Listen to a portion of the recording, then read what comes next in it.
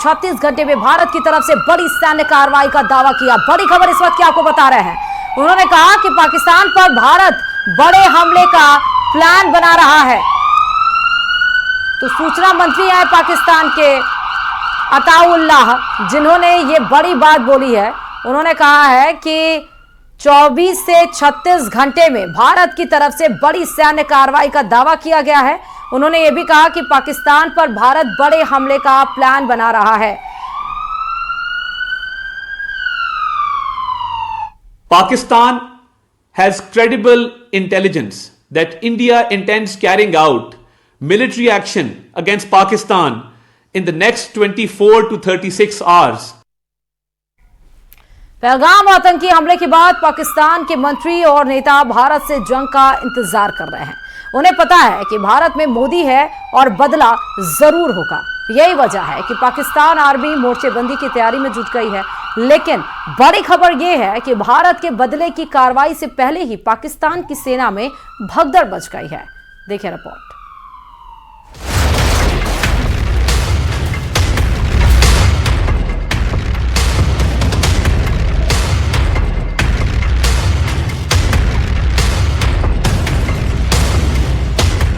पहलगाम हमले के बाद से ही खौफ के साए में जी रहे पाकिस्तान में अब एक नई भगदड़ मच गई। और भगदड़ भी उस पाकिस्तानी फौज में मची है जिसके दम पर वहां के मंत्री शेख चिल्ली वाला दम भर रहे हैं। कभी जंग जीत लेने के हवाई दावे तो कभी परमाणु बम वाली गीदड़ फपकी। इस वक्त पाकिस्तान के हुक्मरान बस यही राग अलाप रहे हैं।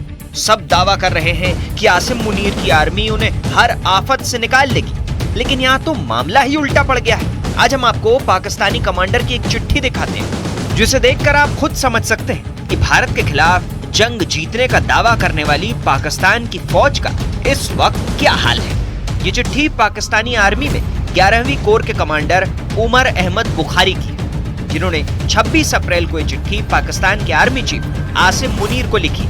लेकिन उससे पहले आपको पाकिस्तान के एक पत्रकार की बात सुनाते हैं कि कैसे पहलगाम हमले के बाद डरा पाकिस्तान अपने रिटायर्ड फौजियों से संपर्क साध रहा है। पाकिस्तान शायद Guinness book of world record में आ जाए कि इसने एक रात में 40 लाख फौजियों की तादाद में इजाफा कर लिया है।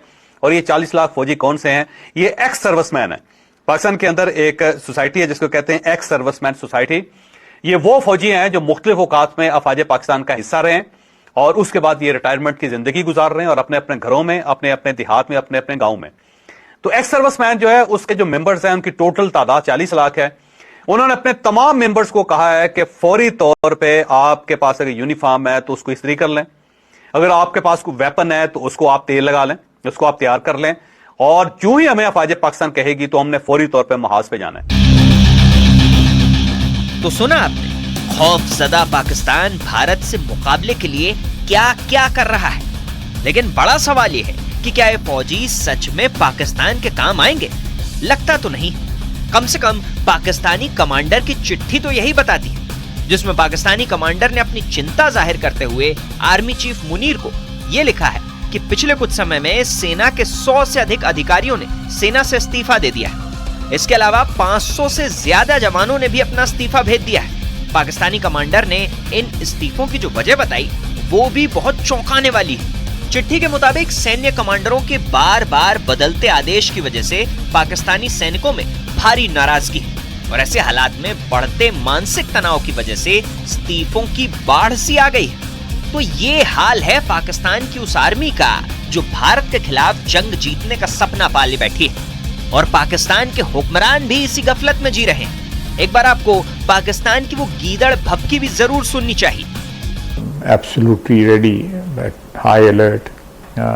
If there is a violation of our airspace or there is violation on the ground, if we are engaged in any way on the seas, we are prepared to respond, and inshallah we'll give a befitting response to India.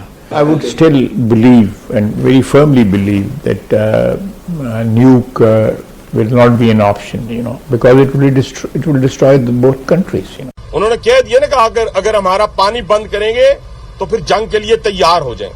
ये जो गोरी, शहीन, गजनवी, ये चौकों में सजाने के लिए नहीं हमने रखे हुए, ये हमने हिंदुस्तान के लिए रखे हैं बाबा। ये जो 130 एटॉमिक हमारे पास वेपन है, वो हमने सिर्फ मॉडल बनाने के लिए नहीं रखे हुए।